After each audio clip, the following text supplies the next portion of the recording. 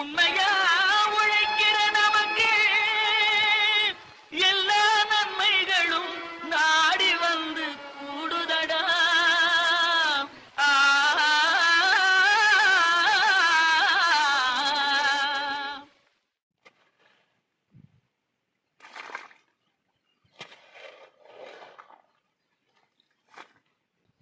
அப்பெல்லாம் எவன் மருந்து அடித்தான் மாயத்தை அடித்தான்? மருந்து அடிக்காம அப்புறம் இந்த எப்படி எருவா எருவு போடுறது, உழவு மாடு வச்சுட்டு உழவு ஓட்டுறது, களை மாடு வச்சுட்டு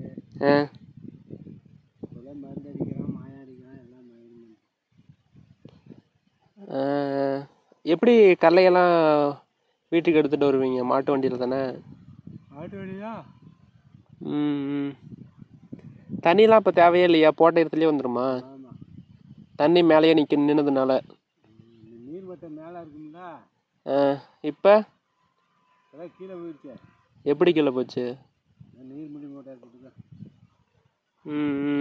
இப்போ எவ்வளோ செலவாகுது? ஏகப்பட்ட இப்போ வர்ற ரூபாயில் பாதி ரூபா செலவாகிட்டு. பாதி ரூபாய்க்கு லாபம் கிடைக்குதா உனக்கு? பாதி ரூபாய் லாபம் கிடைக்குதா? பாதி ரூபாய் எங்கே லாபம் கிடைக்குது? இப்போ 40,000க்கு இருக்குதுன்னு வச்சுக்க ஒரு ஏக்கரு. 40,000க்கு தாக்க 20,000 செலவாகிடும். 20,000க்கு மேலே தான் செலவாகும். எவ்வளோ வருஷம்? 3 மாதமா 6 மாதமாப்பா? 3 மாதமா? 3 மாதத்துக்கு ஒரு ஏக்கர் போட்டால் 20,000 கூலி, 20,000 சம்பளமா?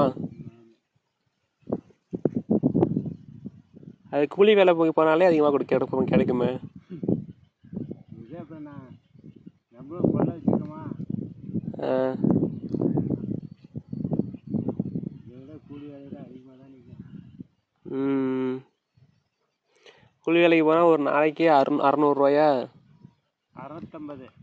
ஒரு நாளைக்கு 650னா 10 நாளைக்கு 6,500 20 நாளைக்கு வந்து 13,000, 40 நாளைக்கு வந்து பார்த்தோன்னா 26,000, 40 நாளைக்கு 26,000. ஒரு மாதத்துக்கு உனக்கு நீ 3 மாதம் வேலை செஞ்சு தான் 20,000 கிடைக்குது. இது 40 நாளைக்கு 26,000 கிடைக்குது. ஆனால் இதுலன்னா உடம்பு நலிப்படாமல் இருக்கு. என்ன இதுலன்னா இது பண்ண தேவையில்ல, டெய்லியும் வேலை செய்ய தேவையில்ல. அப்பப்போ களை வெட்டுறது, மருந்து அடிக்கிறது, அது மாதிரி தானே. ஆனால் அதுனா டெய்லி வேலை செய்யணும்.